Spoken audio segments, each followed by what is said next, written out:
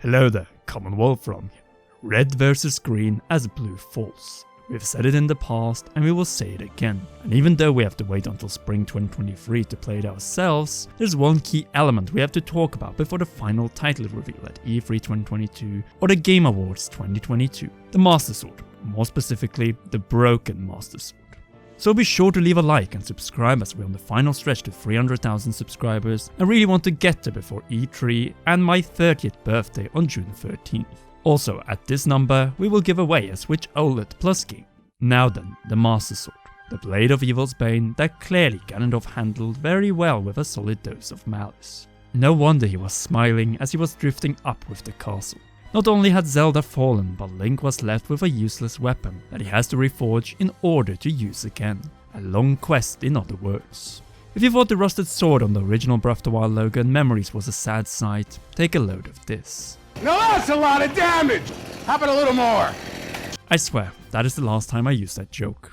Either way, as most of you know, I have my own as close as it gets to the game Master Sword thanks to Heroic Replicas, and you can have one too by ordering one from their website. And personally, I'm even thinking about buying the Hylian Shield, but I also have some other options like the Scabbard for the Master Sword, so yeah, I'll have to think about it. It is obvious that the Broken Master Sword, which by the way might have been teased in the Age of Calamity Master Sword scene, could be reaching the end of its life cycle. And it also goes frighteningly well together with this unused concept art from Breath of the Wild presented during the 2017 Games Developers Conference and was excluded probably deliberately along with this particular concept art from creating a champion. A right side of Link that is overtaken by a different organism person, and the Master Sword which's blade is broken in half. The only differences from this concept art are the lack of Sheikah corrupted tech. Thankfully, since Link looks great in his new combination of a wild hairstyle, pretty face and impacted arm and chest. Well that, and that Link still wields the sword with his right hand. An arm and a hand, which on closer inspection might again be a combination of Ganondorf's right hand and the spirit arm and forehand that was on the ground with him. More specifically, Ganondorf's rings, which the former Gerudo King might also have lost, or somehow Link's new functional arm is another combination, namely the arm and forehand of green and the hand of red Ganondorf. Corruption and the Force trying to prevent said corruption to Link. You know, prevent what we see in the concept art to take place. Red versus green, just like in our Inside Breath of the Wild 2 intro. Which brings us back to the damage sustained by the already weak sword due to malice. And it makes perfect sense, as we are tens of thousands, if not even more years away from when it was forged by the hero of the sky in Skyward Sword. Combining the goddess sword inhabited by the robotic spirit Phi, which Heroic Replicas have also made replicas of in the past, but which we forged in the game with the flames of Faron, Nehru and Din, into the Master Sword, and with Zelda's blessing, the true Master Sword. Since then, the blade remained the ultimate demon-slaying weapon throughout the Zelda timeline, until Link, the future hero of the wild. And even then, while he was a champion, it maintained an excellent condition despite Link slaying all kinds of bokoblins, moblins, Lizalfos and Lynels. With the Great Calamity and the Beam of the Guardians, it sustained some permanent damage before Zelda's awakening, along with its master, which caused Phi to finally signal its presence to Princess Zelda. Dents and rust that took 100 years to repair after the same princess placed the weakened blade into its pedestal in Korok Forest. And when Link, after his resurrection, pulled it again, it was a vulnerable blade which was no longer an indestructible weapon, as the 30-level weapon outside of Malice enemies and territory could for the first time run out of energy easily, something even the Great Deku Tree warned of after pulling the Master Sword from the pedestal. Namely, that the sword had to recharge in order to even be used again after running out of energy. Yes, through the trial of the sword we brought the sword back to its presumably original 60 level with glow, which brought back the Phi signal. Probably better than Phi G, but it could still break, which in itself was a sign that the Master Sword might be about to reach its endgame when it will face its greatest challenge yet. Look and behold the sequel. Link traverses down with Zelda into the underground of Hyrule, faces Ganondorf, Link pulls the blade, but instead of ending the King of Evil and Demon King right there and then, the sword is instead nearly completely broken by Ganondorf's malice, which is even stronger after his resurrection and awakening. This alone is a testament of what sort of power we're dealing against from the former or possibly current wielder of the Triforce of Power. So here we are stuck with a broken Master Sword, which at least for much of the game will only be a useless story item that we can't even fight with, despite Link remaining right-handed, though not exactly using his own arm. This could all be symbolic, as one hero who literally handles the sword for Link, much like the Hero of Time, as the hero Shade handed over a number of his weapons and skills to the Hero of Twilight, and you guessed it, Twilight Princess. Or how the Hero of Legend from A Link to the Past tested the next wielder of the Master Sword, the second Hero of Legend in A Link Between Worlds, which could indicate a couple of things. The possibility that the Master Sword might change its combat form again and be upgraded even further beyond, just like in the two previously mentioned titles. Regular level 1 to red level 2 to ultimately the golden level 3 Master Sword. A blade that can't be as easily destroyed by malice compared to the frail Master Sword that Link, the hero of Hyrule, tried to confront the resurrected Ganondorf underground with. Yes, we already upgraded the Master Sword in the Trial of the Sword, but outside of the constant glow, 60 damage and higher durability, cosmetically the sword didn't change much. But it might be oh so deliberate, as let's not forget that planning for the sequel was already well underway when the Zelda team was developing the 2 DLC packs of the expansion pack to Breath of the Wild back in 2017. We should also not overlook the key detail, namely that the Master Sword can actually be reforged or recharged up in the sky. Since where did we start our adventure back in Skyward Sword? Up in Skyloft by pulling the Goddess Sword. And now we're back up in the sky to fix the blade we forged all those years back on the surface. I don't want to over-speculate, but what if, and I mean what if, this is all part of director Hidemaru Fujibayashi's master plan for an invisible, or at the very least his own timeline trilogy that series producer Eiji Aonuma approved of when starting the development of Skyward Sword. Namely the Master Sword trilogy of Creation, Trials, and Endgame.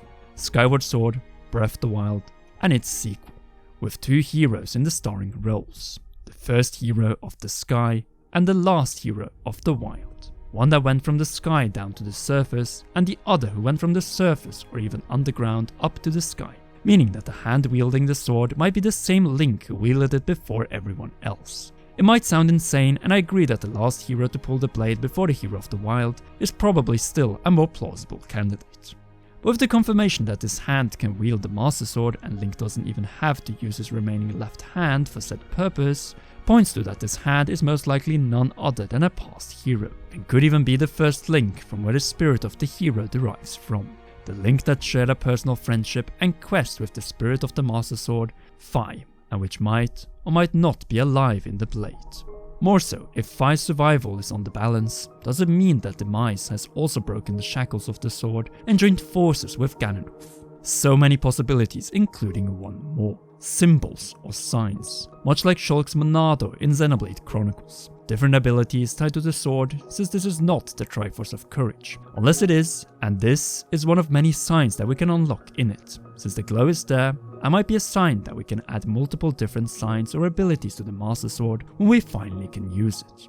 That is after the Master Sword has been restored and evolved to a proper demon slaying state. And its endgame might not only involve Ganondorf, but also Demise himself, which would be historic for the Zelda series, as up to now villains have served Ganondorf or Ganon, who has been on top of the food chain. But now, with a possible return of Demise, he might serve the role of a servant. Obviously, this is just the exploration of a possibility. But let's not forget that Skyward Sword HD is far more important to the lore of Zelda than many like to admit, with the origin of the Master Sword and the holy trinity of the Zelda series. The hatred of the Demon King, the blood of the goddess, and the spirit of the hero. A beginning in Skyward Sword with the Master Sword's debut, a middle with Breath of the Wild and the Master Sword's struggle, and a climactic end and triumph in this sequel. The trilogy of the Master Sword. The one relic going back to Goddess Hylia that has survived the ravages of time, dark and light, shadows, wind, and twilight. But just like with everything else in the world, there's a beginning and an end. And after seeing the Master Sword and its story and gameplay role in the sequel, within this new fragment of a cutscene, I'm convinced that this is the last path of glory for the Master Sword. But not only the Master Sword, but also the Curse of Demise itself. Since if the Master Sword was to see its endgame in the timeline with this game, then it is likely that we are in for quite the finale against Ganondorf, and more likely the one and only Demise himself. Nintendo, and especially 3D Zelda director Hidemaru Fujibayashi, since you guessed it, Skyward Sword, wanted all of us to relive Skyward Sword on Nintendo Switch after playing Breath of the Wild, before setting out towards the conclusion of Zelda's most ambitious Master Sword trilogy of all time. A game that will bring us from the underground where the sword is broken, up to the sky where it is mended, and prepare for its final battles that will await on the surface. A 3-layered magnum opus story, with a climax that could be the Master Sword's endgame, with a far more ambitious story than Breath of the Wild offered, and what seems to be the more and more likely end for the timeline that has been with us officially the last 10 plus years, though unofficially the last 36 plus years. And after these decades, could it be time for a new chapter for the Zelda series, with a new canon which follows the formula of exploration, dungeons and bosses, but where Link wields a new type of Master Sword type weapon, and where Zelda might serve a completely different role than as a princess? But first, we have plenty of Zonai, or whatever they may end up being named, a more dangerous Ganondorf than ever before, and a Master Sword to restore and enhance, all for the final battle for Hyrule, also a confrontation that will decide the future of the Zelda series. Take this whatever way you want, as we have more Zelda Breath of the Wild 2, or as it is still called, the sequel to The Legend of Zelda Breath of the Wild Theories, planned on our path to E3 2022, where we will hopefully get the reveal of the official title of the 20th Zelda game coming spring 2023 on the Nintendo Switch. If you haven't already, then be sure to leave a like and share this video, plus subscribe as we're getting so close to 300,000 subscribers, and with it our Switch OLED plus game giveaway. Thank you for watching, and thank you to all of our patreon.com/CommonRealm patrons, and in particular to our role producer Charles Shash. You rock, and please enjoy one or both of these two awesome videos.